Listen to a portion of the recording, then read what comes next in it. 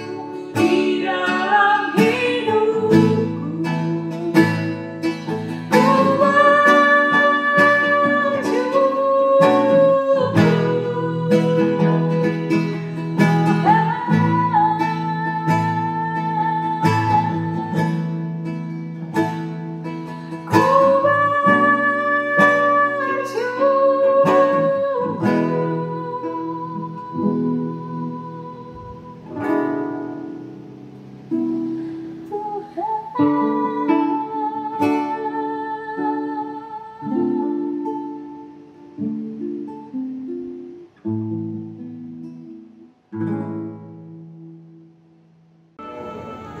baik sekerat roti yang kering disertai dengan ketentraman daripada makanan daging serumah disertai dengan pembantahan. Budak yang berakal budi akan berkuasa atas anak yang membuat malu, dan akan mendapatkan bagian warisan bersama-sama dengan saudara-saudara anak itu. Kui adalah untuk melebur perak dan perapian untuk melebur emas, tetapi Tuhanlah yang menguji hati. Orang yang berbuat jahat memperhatikan bibir jahat. Seorang pendusta memberi telinga kepada lidah yang mencelakakan. Siapa mengolok-olok orang miskin menghina penciptanya. Siapa gembira karena suatu kecelakaan tidak akan luput dari hukuman. Mahkota orang-orang tua adalah anak cucu, dan kehormatan anak-anak ialah nenek moyang mereka. Orang bebal tidak layak mengucapkan kata-kata yang bagus, apalagi orang mulia mengucapkan kata-kata dusta. Hadiah suapan adalah seperti mestika di mata yang memberinya. Kemana juga ia memalingkan muka, ia beruntung. Siapa menutupi pelanggaran mengajar kasih, tetapi siapa yang membangkit-bangkit perkara menceraikan sahabatnya yang karib. Suatu hardikan lebih masuk pada orang berpengertian daripada 100 pukulan pada orang bebal. Orang durhaka hanya mencari kejahatan, tetapi terhadap dia akan disuruh utusannya yang kejam.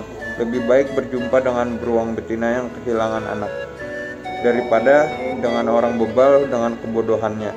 Siapa membalas kebaikan dengan kejahatan, kejahatan tidak akan menghindar dari rumahnya. Mari adik-adik, sebelum kita mendengarkan firman Tuhan, kita bersatu dalam doa. Bapa kami yang di surga, kami mengucap syukur pada pagi hari ini Tuhan. Kami dikumpulkan bersama-sama untuk mendengarkan sebagian daripada firman-Mu. Terima kasih kami sudah memuji-Mu. Sekarang saatnya kami mau duduk diam mendengarkan firman-Mu.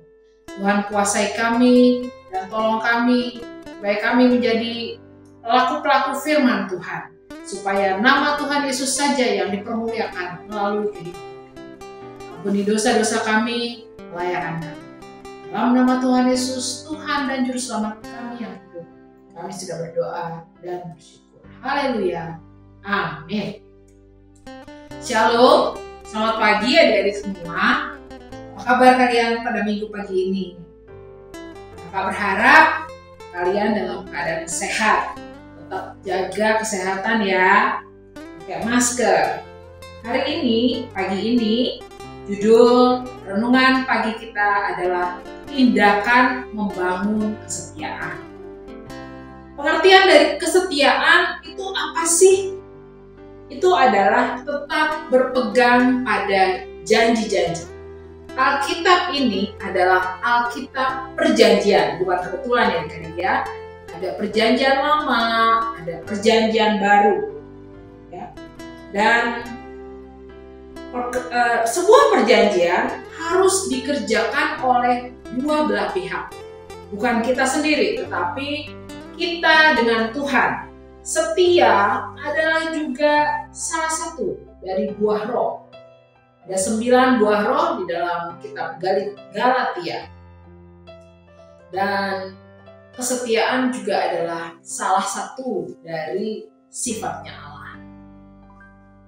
Nanti kalau waktu kalian lihat bertindak dalam membangun kesetiaan, ya, kalian ada lihat slide yang Kak Mata buat itu ada seseorang di belakangnya ada gambaran Yesus. Kalian harus ingat adik-adik, Tuhan Yesus itu setia. Tuhan Yesus tidak pernah ingkar janji, tidak seperti kita manusia yang selalu ingkar janji. Adik-adik, ada seorang utusan Injil gerejawi mengatakan seperti ini, Allah tidak minta saya untuk mempertanggungjawabkan keberhasilan saya. Allah minta saya adalah kesetiaan saya. Setia itu biasanya bersama dengan kasih setia. Kalau kalian baca di dalam Alkitab, kata-kata kasih setia itu banyak sekali. Ya. Dasar dari kesetiaan adalah percaya, iman kita. Iman, percaya kita kepada Allah, itu adalah dasar dari kesetiaan. Amsal 19 ayat 22 mengatakan seperti ini, adik-adik. Sifat yang diinginkan pada seseorang adalah kesetiaannya. Banyak orang yang baik, tetapi orang yang setia siapa? Jadi Alkitab sendiri mengatakan sifat yang diinginkan pada seseorang ialah kesetiaannya. Contoh dalam Alkitab ini kakak kasih dua aja ya. Ada Abraham sama Ayub. Setia sampai akhir. Tentu tidak berarti bahwa mereka itu sempurna, baik-baik saja, nggak seperti itu. Ya. Mereka juga adalah manusia pada umumnya. Mereka juga punya cacat, mereka punya dosa, punya kelemahan, punya kekurangan. Mari kita membuka sekarang Abraham. Semua kita dari kelas balita pasti tahu ya cerita mengenai Abraham. Abraham, sepanjang hidup Abraham, dia setia dalam mengikut Allah. Bahkan dia menantikan janji Allah. Berapa tahun? 25 tahun untuk menantikan Ishak. Abraham juga membuktikan apa? Membuktikan kasih setianya. Jadi kalau perjanjian itu ya, setia itu harus dibuktikan, nggak bisa ngomong doang aku setia, nggak gitu. Ada pembuktian ya. Jadi Abraham ini membuktikan kesetiaannya pada waktu dia diuji oleh Allah untuk mempersembahkan Ishak anaknya di Gunung Moria. Ya. Abraham juga kita tahu dia nggak sempurna ya adik-adik. Dia mengawini hambanya Hagar, lalu untuk memperoleh keturunan pada hari itu.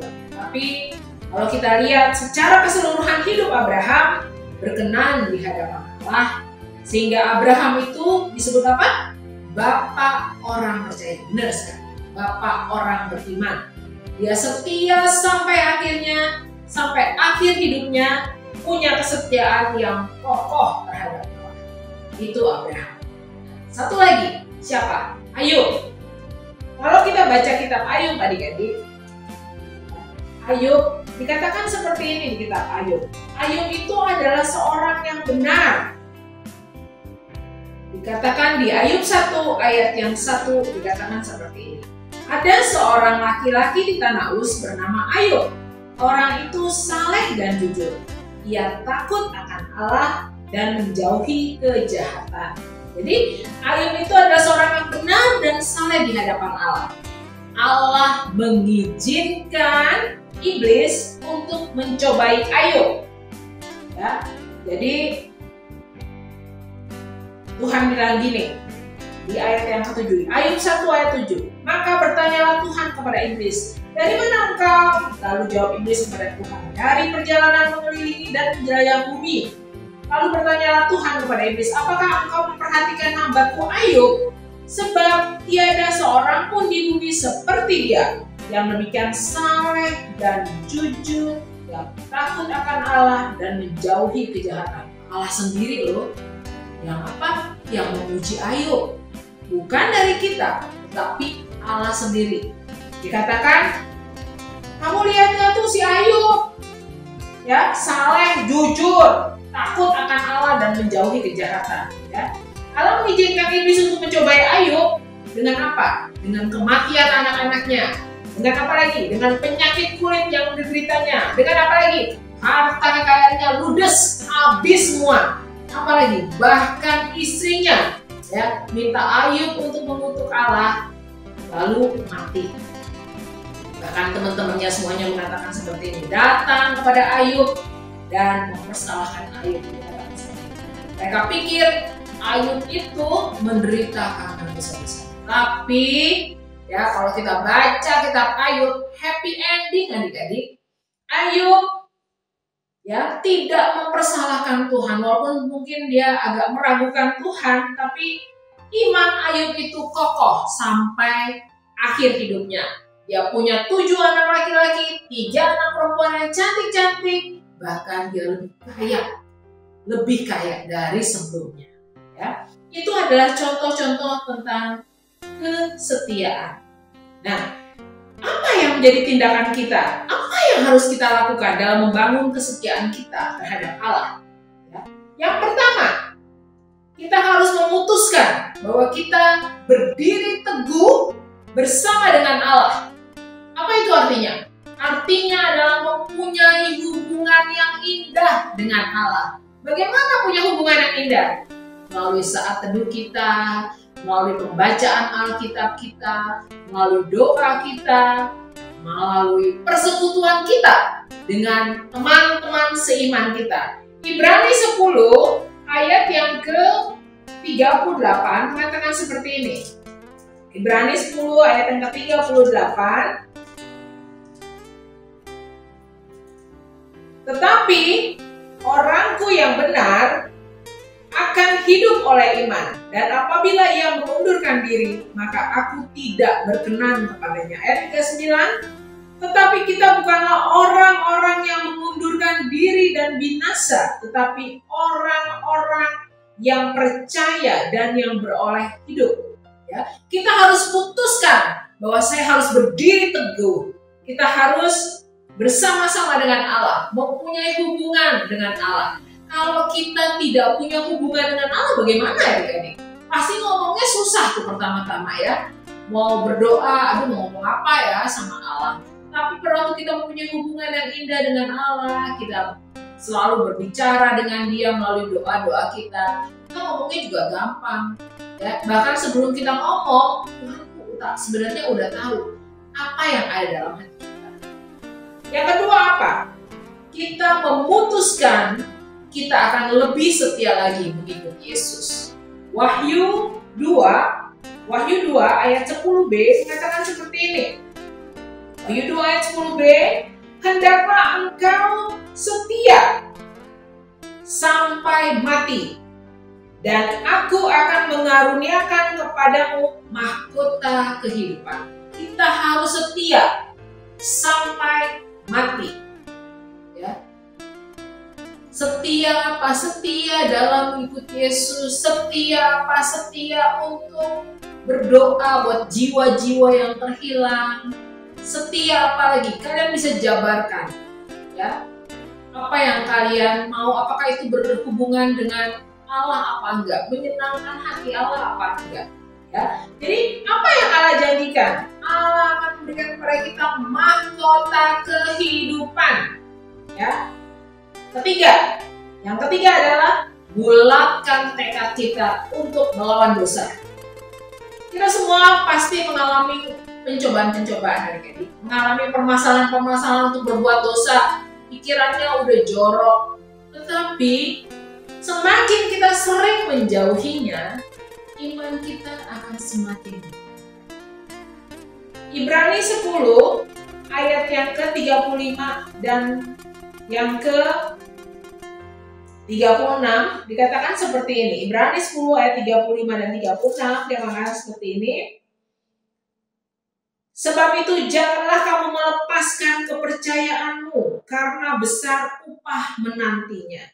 Sebab kamu memerlukan ketekunan, supaya sesudah kamu melakukan kehendak Allah, kamu memperoleh apa yang dijanjikan itu. Apa yang dijanjikan? Allah menjanjikan upah. Ya, Allah memberikan kepada kita hidup yang kekal. Allah memberikan pada waktu kita berseru kepada Tuhan, Tuhan, tolong aku Tuhan. Ya. Ratapan 3:23 mengatakan, kasih setia Tuhan selalu baru setiap hari. Tak pernah habis rahmatnya buat kita yang percaya kepadanya. Jadi kesimpulan daripada firman Tuhan hari ini, tetaplah setia. Allah memperhitungkan kesetiaan kalian dan ada upah. Mari adik-adik, Marta ajak kalian berdoa bersama-sama untuk menanggapi firman Tuhan tentang kesetiaan. Biarlah adik-adik tetap setia sampai akhir hidup kalian, setia sampai mati dalam pengiringan kita kepada Tuhan Yesus. Mari kita berdoa. Bapa kami dalam surga, Tuhan Yesus Kristus, Tuhan dan Juru Selamat kami, Mampukan kami Tuhan, anak-anak-Mu, untuk setia kepadamu Tuhan. Setia sampai kami mati Tuhan Yesus. Kami mohon kepadamu Tuhan, mampukan kami semua Tuhan untuk mempunyai hubungan yang indah dengan Tuhan. Kami melawan dosa kami ya Tuhan Yesus. Kami mau menyenangkan hati-Mu melalui sikap kami, melalui perbuatan kami, melalui mulut kami, melalui pikiran kami. Biar nama Tuhan Yesus yang dipermuliakan. Tolong kami Tuhan, tolong kami. Kami tahu tanpa Tuhan Yesus, tanpa Roh Kudus bersama-sama kami tidak dapat berbuat apa-apa. Biarlah Engkau Allah kami yang hidup, menolong kami. Kami percaya pada waktu kami berseru kepadamu Tuhan, Engkau tidak tinggal diam. Engkau akan menolong kami, supaya kami jadi orang-orang yang setia. Di dalam dan atas nama Tuhan Yesus Tuhan kami sudah berdoa dan bersyukur. Haleluya. Amin. Hafalan minggu ini, Ibrani 7 ayat 25. Karena itu ia sanggup juga menyelamatkan dengan sempurna semua orang yang oleh Dia datang kepada Allah, sebab ia hidup senantiasa untuk menjadi mengantara mereka. Terima kasih. Ibrani 7 ayat 25. Karena itu ia sanggup juga menyelamatkan dengan sempurna semua orang yang oleh Dia datang kepada Allah, sebab ia hidup senantiasa untuk menjadi pengantara mereka. Terima kasih. Halo adik-adik, selamat hari Minggu. Kita sudah dengarkan firman Tuhan, renungan yang sudah disampaikan oleh kakak guru. Saat ini ayat hafalannya terambil dari Ibrani 10 ayat 35. Sebab itu, janganlah kamu melepaskan kepercayaanmu, sebab besar upah yang menantinya. Diulangi ya, Ibrani 10 ayat 35. Sebab itu, janganlah kamu melepaskan kepercayaanmu, sebab besar upah yang menantinya. Oke adik-adik, dalam minggu-minggu ini tetap semangat, sehat, senantiasa diberkati oleh Tuhan.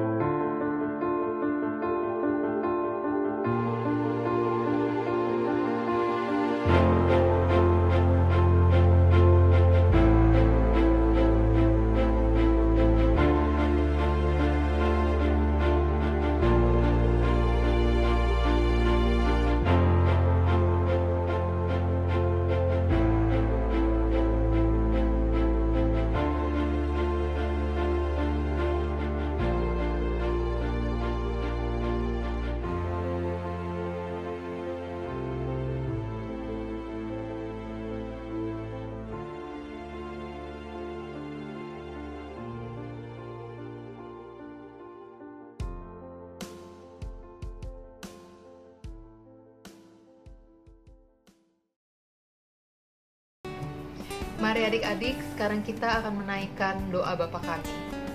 Bapa kami yang di surga, dikuduskanlah namamu. Datanglah kerajaanmu, jadilah kehendak-Mu di bumi seperti di surga. Berikanlah kami pada hari ini makanan kami yang secukupnya. Dan ampunilah kami akan kesalahan kami, seperti kami juga mengampuni orang yang bersalah kepada kami. Dan janganlah membawa kami ke dalam pencobaan, tetapi lepaskanlah kami daripada yang jahat. Karena Engkaulah yang mempunyai kerajaan dan kuasa dan kemuliaan sampai selama-lamanya. Amin. Selamat hari Minggu adik-adik, Tuhan Yesus memberkati.